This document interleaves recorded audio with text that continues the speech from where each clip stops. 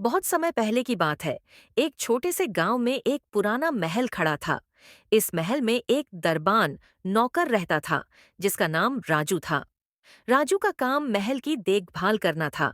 राजू वहां रात दिन अकेला रहता था, क्योंकि महल के मालिक अक्सर शहर में रहते थे।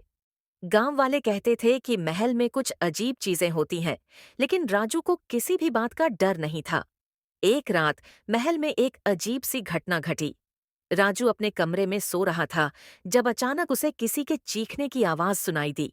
वह डरते हुए जागा और आवाज की दिशा में बढ़ा।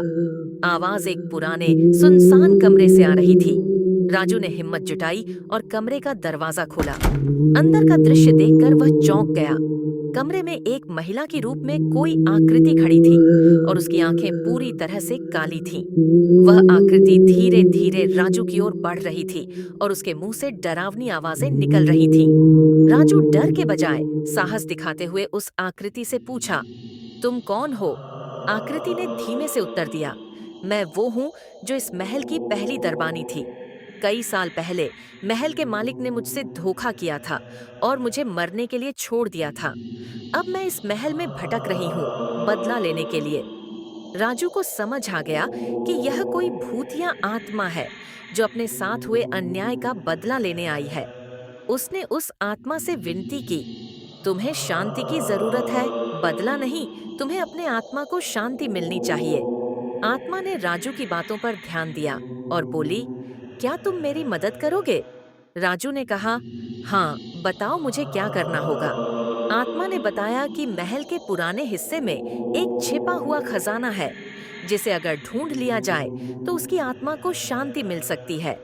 यह खजाना उसके मृत्यु से जुड़ा था और उसके मालिक ने उस खजाने को छिपा दिया था। राजू ने अगले दिन महल के पुराने हिस्से को खंगालना शुरू किया। उसे एक दीवार के पीछे एक तिजोरी मिली, जिसमें एक पुरानी किताब और कुछ पुराने सिक्के रखे थे। जैसे ही राजू ने तिजोरी खोली, आत्मा की चीखें धीमी होती चली गईं और उसकी काली आंखें धीरे धीरे सामान्य हो गईं।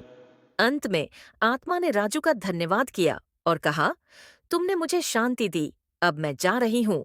और इसके साथ ही वह आकृति धुआं बनकर गायब हो गई। राजू ने उस दिन के बाद महल को छोड़ दिया और गांव वापस आ गया। गांव वाले हमेशा उसकी बहादुरी की कहानी सुनते थे और राजू को शांति मिल गई, क्योंकि उसने न केवल आत्मा को शांति दी, बल्कि एक पुराने अन्याय का भी अंत किया।